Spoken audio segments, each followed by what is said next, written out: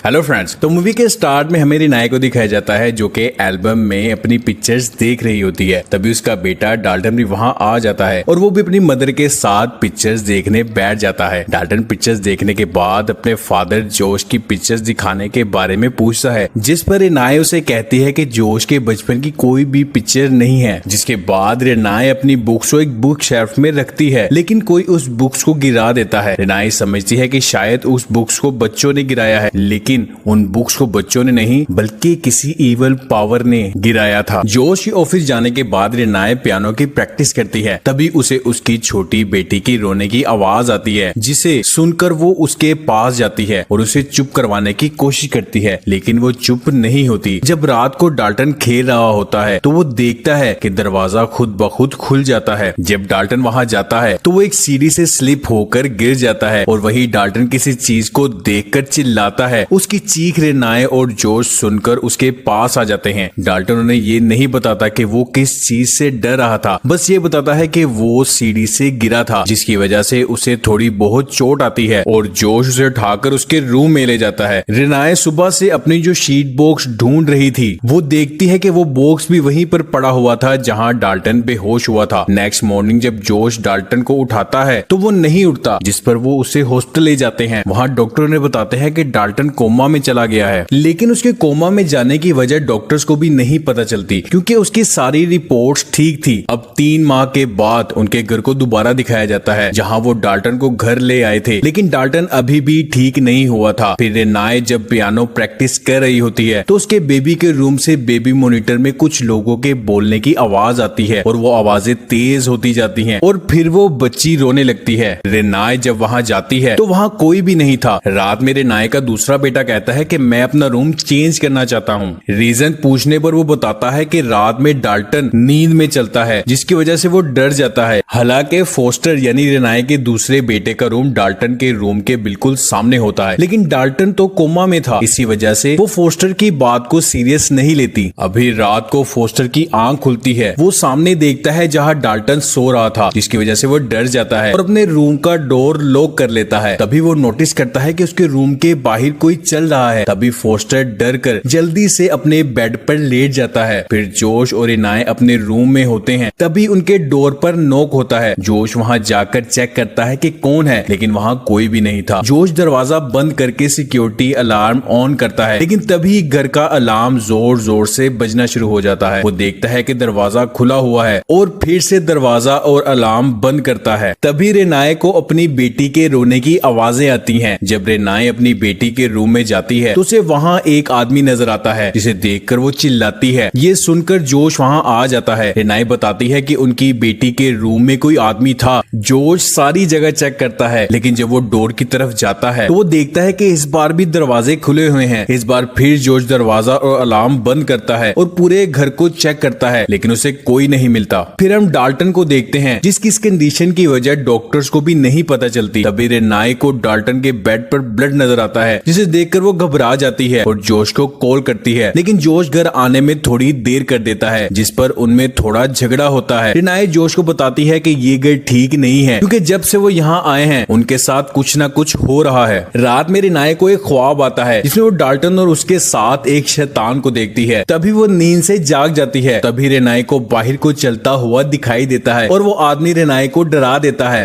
रिनाई की आवाज सुनकर जोश रूम में आता है। रिनाई जोश से कहती है कि वो इस घर में और रहना नहीं चाहती और फिर वो लोग उस घर को छोड़कर एक दूसरे घर में शिफ्ट हो जाते हैं। शिफ्टिंग में मदद करने के लिए जोश की मदर लॉरेन भी वहां आती है। जोश की पिक्चर्स देखकर लॉरेन हैरान हो जाती है कि जोश ने पिक्चर्स बनाई हैं। इस घर में भी रिनाई को कुछ न कुछ अजीब होता दिखाई दे रहा था। उसे एक बच्चा दिखाई देता है। रिनाई देखती है कि उस बच्चे का घोस्ट डाल्टन के रूम में जाकर छुप जाता है। रिनाई फिर से डर जाती है और फिर वो एक फादर को बुलाती है और रिनाई जोश को बताती है कि पहले घर में जो घोस्ट उनके साथ था वो इस घर में भी आ गया है। लॉरेन इस पर कहती है कि मैंने ख्वाब में एक शैतान को देखा था और जब मैंने उससे पूछा कि तुम्हें क्या चाहिए तो उसने कहा कि मुझे डाल्टन चाहिए। इन्हीं बातों के दौरान वही घोस्ट लॉरेन को जोश के पीछे नजर आ जाता है, जिसे देखकर लॉरेन डर जाती है और इतने में डाल्टन के रूम से भी आवाजें आना शुरू हो जाती हैं और वो लोग भागकर उसके रूम में जाते हैं और वो देखते हैं कि उसके रूम का सारा सामान बिखरा हुआ था और डाल्टन भी अपने बेड से नीचे गिरा हुआ था। ये देखकर रेनाए मजीद डर जाती है, जिसके बाद लॉरेन पैरानॉर्मल एक्टिविटीज की स्पेशलिस्ट एलिस को बुलाती है और जब एलिस डाल्टन के रूम में जाती है तो उसे वहां शैतान की प्रेजेंस का एहसास होता है और उसे ये भी पता चल जाता है कि वो शैतान डाल्टन के लिए ही यहाँ आया है। एलिस उन्हें बताती है कि डाल्टन कोमा में नहीं है, बल्कि उसकी ये हालत ऐसी खूबी की वजह से होती है जो कि नॉर्मल नहीं है। इसी खूबी की वजह से डाल्टन इस दुनिया को छोड़कर कहीं और जा सकता है। डाल्टन की रूह एक ऐसी जगह पर जाकर फंस गई है जहाँ मरे हुए लोग रहते हैं और यही वजह थी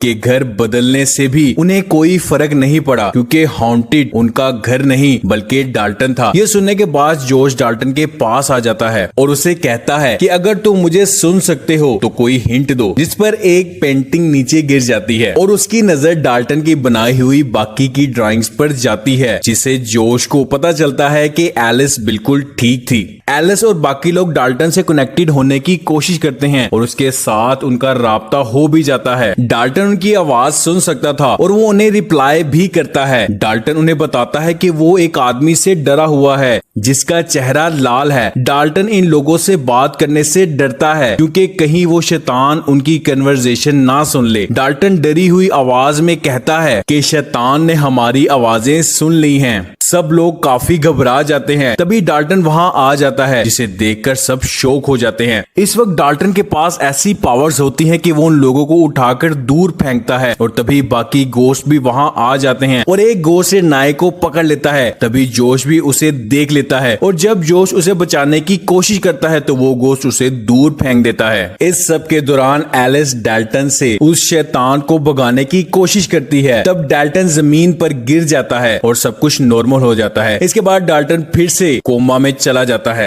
जब वो लोग रिकॉर्डिंग देखते हैं तो उन्हें पता चलता है कि वो शैतान डाल्टन के पीछे था, जिसने डाल्टन की बॉडी को कंट्रोल किया हुआ था। लॉरेन जोश को बताती है कि जब वो 8 साल का था तो वो भी डर जाता था। उसे एक बुरी औरत नजर आती थी और वो ये अपनी मदर को बताता था, लेकिन लॉरेन ने उसकी बातों पर ध्यान नहीं दिया। लेकिन जब उसने जोश की पिक्चर्स बनाई तो हर पिक्चर में वो बुरी औरत जोश के साथ थी। दरअसल उस बुरी औरत का मकसद जोश की सोल को मरी हुई दुनिया में ले जाकर उसकी बॉडी को पोजेस करना था। वो बताती है कि ये सब होने के बाद उसने एलिस से मदद ली थी और जोश को इन सब से बचा लिया था। एलिस ने सब बैड मेमोरीज को जोश से खत्म कर दिया था, लेकिन जोश आज भी पिक्चर्स लेने से डरता था और यही वजह है कि एल्बम में उसके बचपन की कोई फोटो नहीं है। एलिस कहती है कि जोश ही डाल्टन को दूसरी दुनिया में जाकर बचा सकता है और वो कहती है कि इस बात का ख्याल रखना कि वहाँ के लोगों को ये ना पता चल सके कि तुम इसी दुनिया से हो, वरना वो लोग तुम्हारी बॉडी के लिए भी यहाँ आ सकते हैं। और फिर जोश दूसरी दुनिया में चला जाता है और डाल्टन को ढूंढता है और इसी दौरान वो बहुत सारे घोस्ट को देखता है। आगे जाकर उसे डाल्टन भी मिल जाता है जो कि जंजीरों से बंधा हुआ था। डाल्टन जोश को बताता है कि यहाँ एक शैतान है और उसी शैतान ने उसे यहाँ कैद किया हुआ है। जोश डाल्टन को आजाद करता है। तभी वो शैतान उन्हें देख लेता है। वो शैतान जोश पर अटैक करता है। जोश किसी तरह से अपनी जान बचाकर डाल्टन को लेकर वहां से भागता है। रेनाए जोश की मदद के लिए उसे आवाजें लगा रही होती है। तभी जोश घर के अंदर आ जाता है और डाल्टन को घर के अंदर छोड़ देता है ताकि वो अपनी बॉडी के पास चले जाए। डाल्टन भी आगे चला जाता है और अपनी बॉडी को ढूंढता है। इतनी देर में वो शैतान वहां आ जाता है और डाल्टन का पीछा करता है, लेकिन किसी तरह से डाल्टन अपनी बॉडी के पास ही आ जाता है। दूसरी तरफ जोश को वही बूढ़ी औरत दिखाई देती है जो उसे बचपन में दिखाई देती थी। जोश उसे वहां से जाने के लिए कहता है। जोश उसे कहता है कि तुम यहाँ से चली जाओ, मुझे अकेला छोड़ दो, मैं तुमसे नहीं डरता। और यहाँ हमें पता चलता है कि जोश तो असल में घर के बाहर होता है और वो इवल सोल घर के अंदर। और तभी जोश और डाल्टन होश में आ जाते हैं, जिन्हें देखकर सभी खुश हो जाते हैं और वो समझते हैं कि सब कुछ ठीक हो गया